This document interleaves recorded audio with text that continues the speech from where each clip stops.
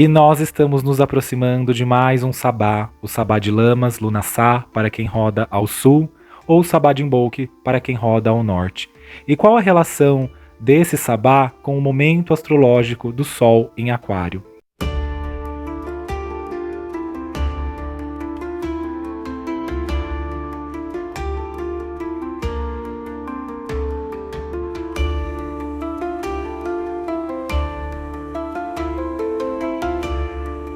Olá pessoal, sejam muito bem-vindas e bem-vindos. Eu sou o Sérgio Lourenço, sacerdote wicano da tradição de Taliesin, e você está no meu canal Minha Vida de Bruxo.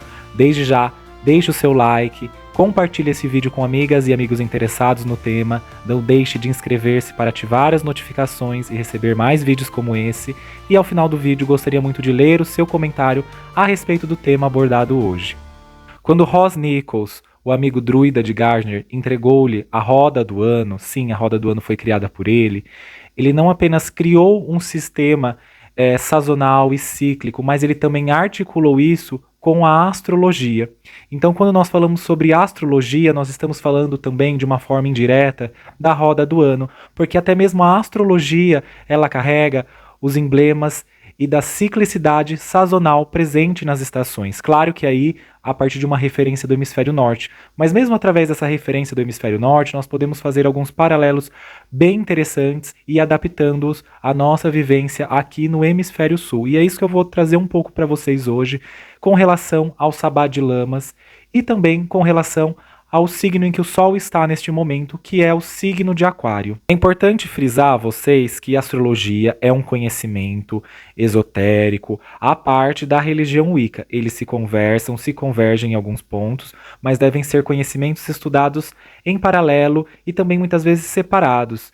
E a Wicca, ela bebe da fonte da astrologia. Isso que é importante você compreender, que a Wicca que vai beber da fonte da astrologia, não da astrologia bebe da fonte da Wicca. Mas o que o conhecimento da astrologia pode nos oferecer quando falamos sobre a roda do ano? Eu já trouxe um vídeo aqui no meu canal explicando sobre a roda do ano e também um pouco sobre astrologia mágica. Mas eu quero ampliar com vocês a ideia hoje de que conhecer a astrologia, os seus símbolos, os seus movimentos, as suas relações, as suas analogias, pode nos ajudar a aprofundar mais a percepção das nossas celebrações sazonais, da nossa conexão com aquele momento do sabá. E até é importante fazer uma ideia de sabá no conceito da Wicca, porque em outras vertentes da bruxaria, muitas vezes, em especial a estregueria, por exemplo, a bruxaria italiana, sabá quer dizer reunião, né? Uma reunião de bruxas e bruxos, de estregas, e não quer dizer exatamente a celebração sazonal, que na verdade quer dizer treguenda para eles. Mas no conceito da Wicca, sabá é justamente a celebração sazonal.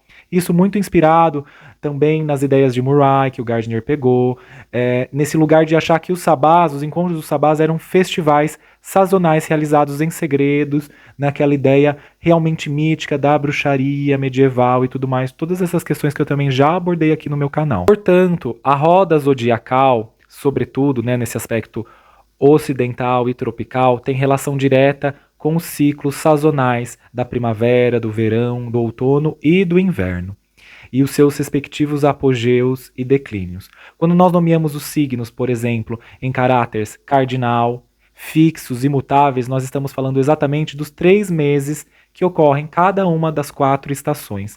Então os signos cardinais são aqueles que são relacionados aos solstícios e equinócios, ou seja, são eles que abrem a estação. Os signos fixos estão relacionados ao apogeu da estação e os signos mutáveis ao último mês daquela estação.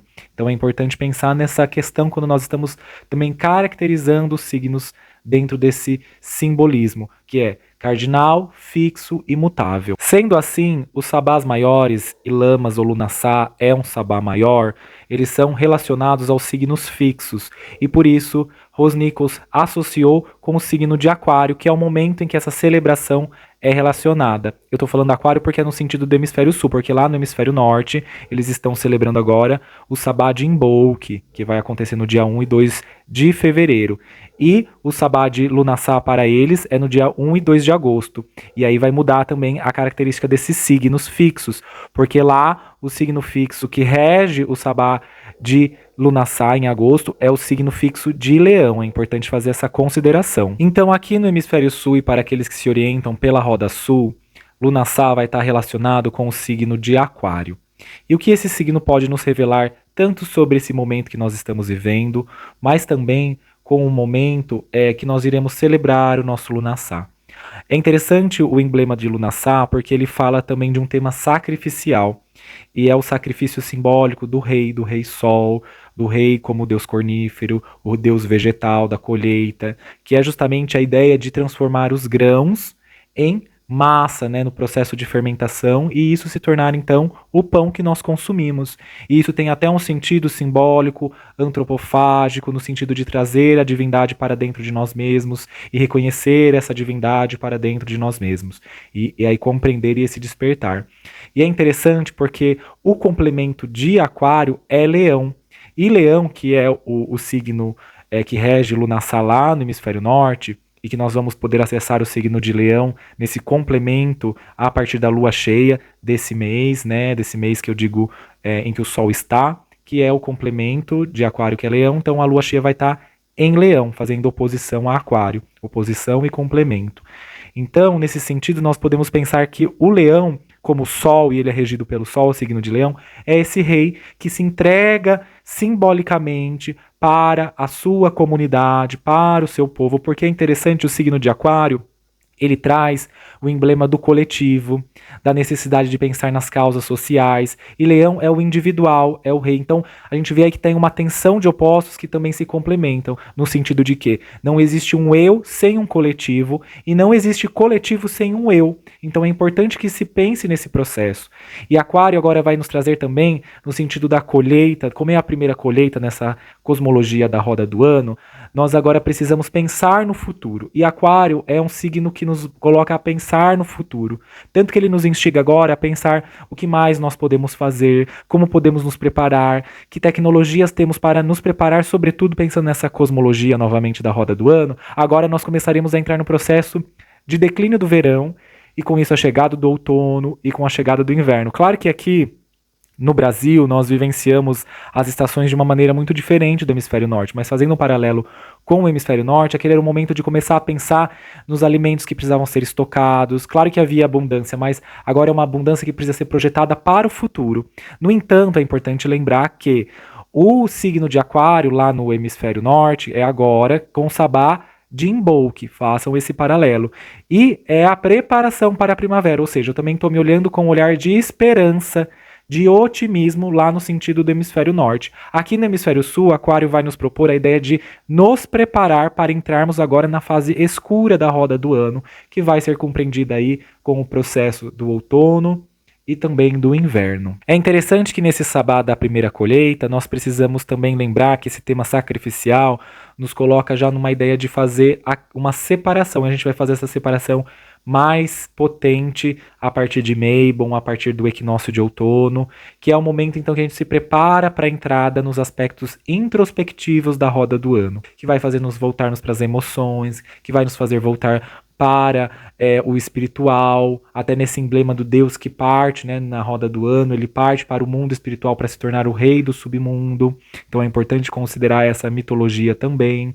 E aí nós vamos agora, nesse momento com o Sol em Aquário, pensar exatamente naquilo que eu preciso reformar, mudar em mim para um novo renascimento, até astrológico nesse sentido, porque a gente vai ter ali com a entrada em Áries, que vai dar exatamente, né, nesse final ali, que é o que Áries, que na verdade abre o equinócio de outono. É Áries que abre o equinócio de outono aqui no hemisfério sul, mas Peixes faz essa transição para a chegada do outono, tá bom? Ele é um signo mutável, Peixes, e Áries é um signo cardinal. Então é importante você considerar todos esses simbolismos quando nós analisamos a roda do ano também. Então a roda do ano não nos dá apenas uma oportunidade de celebrar e de uma conexão, mas também de um processo de autoconhecimento. E você pode ampliar esse autoconhecimento a partir tanto desse eixo, no sentido de que, numa parte superfície, há aí o signo de Aquário presente, né? Ele é o emblema, ele é o Sol, e o Sol sempre na astrologia fala sobre o trabalho do nosso eu. E no sentido interno, introspectivo, vai estar trabalhando o nosso aspecto em leão, que é o aspecto astral, inconsciente. A gente pode até pensar em fazer uma linguagem nesse sentido, que vai estar emblemado com a lua.